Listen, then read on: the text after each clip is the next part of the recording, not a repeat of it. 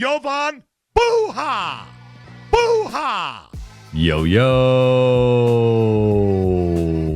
I'm Jovan Buha. I'm a reporter and analyst for Buha's Block, and welcome to another episode.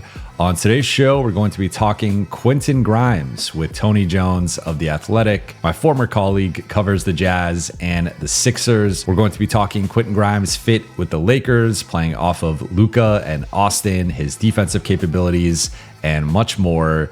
Let's get into it. While a ton of attention has been paid to the price that the Lakers paid and the investment they're making in Walker Kessler, I think you could arguably make a case that they're making as big of an investment in Quentin Grimes, who is now the fourth highest paid player on the team. They are entrusting him with a starting spot. And right now they are viewing him as their top point of attack defender / wing stopper and the number 3 option on a team with title aspirations. My opening question to you, Tony, is he ready for that role? That's a really interesting question because he didn't have that kind of role in Philadelphia last year. I thought he was more like the 6th option or at best the 5th option. He can guard. That's one of the best things that I like about Quentin. He can really guard. I thought he had a pretty big role in changing that series between Philadelphia and Boston with his point of attack defense on Jaylen Brown. And I think the one thing that I really like about him is he can guard up. So he can guard guys bigger than him as well, and he can guard guys smaller than him. So he can guard point guards. He can stay in front of 2 guards, and he can. He's strong enough to deal with small forwards. I think the thing that will help him is that he has experience playing with Luka Doncic and knows how to play off of him. I think Luka mutes Quentin's weaknesses. I think Quentin's biggest weakness is his tendency to over dribble. And he's just not going to have the ball to dribble when Luka Doncic is on the floor. So, true. When he's, taking spot up jump shots and attacking closeouts, 1 or 2 dribbles and exploding to the basket, he's an effective offensive player. When he's got to dribble more than 2 times and he's trying to create for himself and he's trying to create for others, that's when it becomes an adventure for him. So he has to stay away from that. But if he's on the floor with Luka Doncic, he's going straight to the corner or he's going straight to the opposite wing and he's waiting for the ball to come to him. And that's when he can be effective. You want Quentin Grimes trying to make 40% of his threes, attacking closeouts, going and trying to dunk on people in the lane, and getting out in the transition and exploding the finishes in transition, because that's what he can do and that's what he can do well. And I think that he did that pretty well in Dallas two years ago, which is why, Philly really wanted him. And he had that little insanity run towards the end of that first season when he was with Philadelphia where everybody else was hurt. So he was putting up 40 pieces. That's not him in a high leverage situation. In a high leverage situation, he's 15 points, 5 or 6 rebounds, 3 or 4 assists, really good defense, a really, solid 3-and-D role player. And I think that that's the player that the Lakers think they're getting when they signed him. And I think that that's what he can do. And I think that he can do it at a high level. Do you think he is better suited in a 6-man type role, or do you think the Lakers slotting him as a starter and, again, probably the number 3 option offensively overall, but also in that starting group behind Luka and Austin and like the primary defensive guy, is that an appropriate slotting of him? No, you don't want him in the 6-man role with this Lakers team, because then that means he'll have to dribble. And you don't want him to dribble. So you want him. Colin Sexton could dribble. Yes. Yeah. Colin Sexton should be your 6-man, because Colin Sexton is going to be able to come out on the floor 15, 20 minutes a game and he's going to be able to create. That he's the perfect six man for what they want. What they want for Quentin, he's perfect, absolutely perfect with Luka, because I think that he, a lot like Walker Kessler, he's going to help Luka and Austin defensively, because he's going to take whoever that perimeter guy is, that number one perimeter guy. And because he can guard up or down, it kind of doesn't matter whether that perimeter guy is a 1 or 2 or a 3. So, Quentin's going to provide real value there, and real value in terms of, just being able to fit with that starting lineup, because most of the creation, 90% of that creation is going to be done by Luka and Austin. And so you want guys who can spot up and make shots. So you want Quentin on one side, and is it going to be Mamu at the 4? It's up for debate right now. I think it might be a wing. I mean, there's still a chance they land Jonathan Kuminga, PJ Washington, someone like that. But if it's the current group, I think it's actually maybe between Jake LaRavia, Zaire Williams, Matisse Thybulle, and they go a little smaller, but prioritize the defensive side. Because with Mamu, like the Luka Mamu Kessler, I just think is too slow of a front court. Yeah.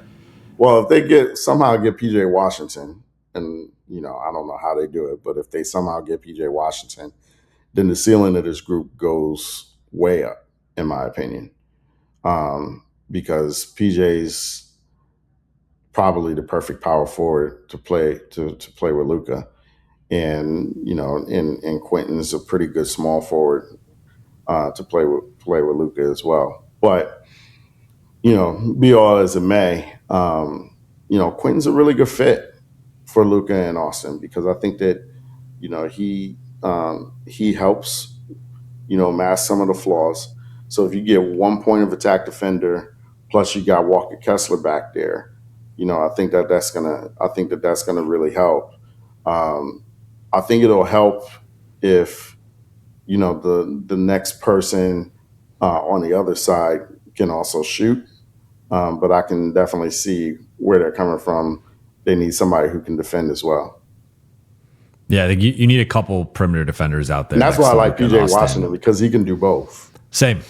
That's why, Kuminga, I'm iffy on. It depends on the price. I'm not a Kuminga guy, because Kuminga's going to try to dribble, and he's going to try to create, and he doesn't want to stand in the corner and wait for the ball to come to him and then come down and defend. Like, he doesn't want to play that kind of basketball. So, I know why people are, so intrigued by Kuminga, because you just don't see that kind of physical skill set a lot. You don't see 6'9", 230-pound guys who can, run and jump like he does. And that's why he's going to keep getting chances. But if this were the Lakers and they landed Jonathan Kuminga, I'd be bringing him off the bench and playing him with Colin Sexton and just saying, hey, you guys go and create for 15, 20 minutes a night. And, we'll get guys on the floor with Luka and Austin who, know how to play with those guys. The question is Jonathan Kuminga going to go for that? And it seems like he's looking for the bag and a starting role, which we'll see if he's able to land that in LA or somewhere else. But with Quentin Grimes, one of the things that stood out to me and watching some film on him was he will take some tough contested threes in a positive sense, because one of the knocks on the guys that he is replacing to some degree, Rui Hachimura and Luke Kennard, like those guys are better overall shooters than him from a percentage standpoint. Those are two of the best three-point shooters in the league. But one of the things that the Lakers didn't love about those guys was their reluctance to take contested threes. And it would be, especially Luke Kennard, for as great of a shooter as he is, it would be, all right, if someone's closing out on me aggressively, I'm either going to try to start the blender or just swing the ball. I'm not actually going to take the shot. where Grimes, at least on film, to what I watched from some of the playoff film, some of the film late in the season, he will take that shot and he's capable of making it. He is a high level spot up shooter. So just in terms of the volume and the aggression offensively from three, and he has some experience playing off of Luka previously, but also playing off of Maxey, playing off of Edgecombe, playing off of Embiid. So he's played off of stars before. What they need from that guy is basically just park yourself in the corner, park yourself on the wing, take a bunch of threes, attack closeouts. You mentioned that's the strength of his offensive game. Like, how do you see him fitting in within that? And also his acceptance of that, of not maybe dribbling as much or taking as many, 2-pointers off of the dribble unless it's directly at the rim. I've seen Quentin win multiple games with shots, and I saw it last year. I saw him win a game. I forget it was against who because there are 82 of them, but I saw him win a game with a shot. I saw him permanently swing one of the Boston games with a shot. I think it was game 5. Joel Embiid swung it to him. He was against the clock. Knew he had to put it in. So he's not afraid to shoot. And I really like that about Quentin. Sometimes he's a little too not afraid to shoot. But he has a couple of ways to put up shots. He's good standstill, but he's also good one hard dribble to the left and pulling up. He's also good at that. And I think one thing that really helps him in contested end the clock situations, he has incredible lift on his jump shot. And he shoots and his release point is over his head. So when you combine his size, he's 6'5", and his athleticism, he's a great athlete, really, really good vertical athlete. And you combine his lift and his release point, he gets a lot of shots up in contested situations over people. And he makes them. He's not going to make all of them, but he's going to make a good enough percentage of them that, like, oh my God, there's 3 on the clock, there's Quentin. Let's just give him the ball and let's see what he can do. And he'll make them. And, he'll make some, he'll miss some. He'll make some down the stretch, he'll miss some down the stretch, but he will shoot them. And because of the fact that he will shoot them, that means that he's going to draw gravity to him. And that will help Luka and will help Austin as well. Because one thing about Luke Kennard, and, I'll take away the playoff run because that was a completely different Luke Kennard that I've ever seen in my life. But one thing about Luke Kennard, if Luke Kennard comes out and he's going to take 3 threes when he plays, when he gets into a game. If he misses 2 of his first 3, he'll shut down for the remainder of the game and not shoot. If he makes 2 of his first 3, he's going to keep shooting. Now, the Luke Kennard that we saw in the playoffs, I don't know if it was because he had to do that, but he kept shooting through some misses, and it turned in. And because he did, he turned into like a 25-point per game score. Like, he was insane. But the Luke Kennard that I remember from the Clippers and from early in the Laker run and from the Hawks, that was the Luke Kennard that was like, all right, unless I'm wide open, I'm not taking that shot. Rory kind of came out of his shell as well towards the end. But, you're also right about him as well. Quentin doesn't care. He's going to shoot the ball. And if it's his shot to take, or if he feels like it's his shot to take, he's going to shoot it. And most of the time that's good. Sometimes you got to rein it in. But I do think that, Luka's got so much pull and, can control so much of the offense that I think that it can rein in some of the weak spots of what Quentin does. And to your earlier point, like, he's already shown that he can assume a larger role when the team is depleted. Yes. So if you have Austin or Luka out for a game or two, or even an extended stretch, he can't take on more of that offensive burden and drop 20, 22, 24 a night for like a certain period there. So I think that's another attractive part of his game. Final thing with Quentin, what's an under-discussed or underrated part of his game? Because you mentioned the defense. I think that really stands out to me, of just like Grimes Island is a thing of you get him in ISO and good luck trying to get a good shot against him. I thought his defense against Jaylen Brown in that series was incredible. He also did a good job against Peyton Pritchard. But what do you think is a part of his game that maybe gets overlooked a bit? I've mentioned it, but I don't think he doesn't get nearly enough credit for how good an athlete he is. Like, I mean, he's really a good athlete, especially in like short areas. His short area quickness is insane, and he legitimately His screen navigation. That's a really good point. Doesn't get screened defensively, especially when he's locked in. I didn't think his happiness scale was at a 10 in Philadelphia last year, but and I think that a lot of that was due to the fact that he was playing on a qualifying offer. Nothing to do with his teammates or anything. I just think like his contract situation. Like, I knew in February that he was not coming back to Philadelphia. I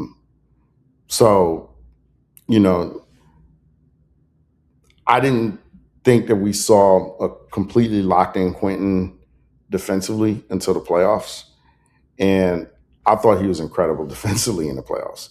I thought he gave Jaylen Brown and Derek White and Peyton Pritchard so many issues in terms of those guys being able to get paint touches against him.